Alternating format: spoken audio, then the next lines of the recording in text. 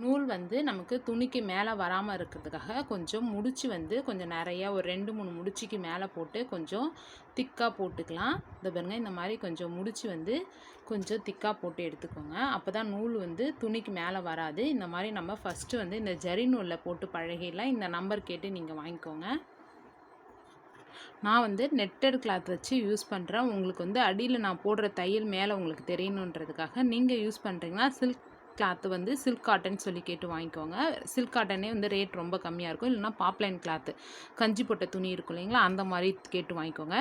நீங்கள் தையல் போடுறீங்கன்னா கீழே இருந்து மேலே இல்லை இந்த மாதிரி இப்படி போடுறீங்க அப்படின்னும் பொழுது நீங்கள் ஊசியை வந்து ஃபஸ்ட்டு நீங்கள் நூல் ஊசி இருக்கு இல்லைங்களா, அந்த மொத்தமான ஊசி அதில் தான் போட்டு பழகணும். நூலை வந்து கூர் வந்து மேல் பக்கமாக தையலுக்கு மேல் பக்கமாக போகணும். இந்த பக்கம்னா இந்த சைடு, அடுத்தது ஊசியை திருப்பி இந்த மாதிரி திருப்பி தான் நம்ம போடணும். ஊசி நம்ம தையல் எந்த பக்கம் போதோ அந்த பக்கம் பார்த்தபடி இருக்கு.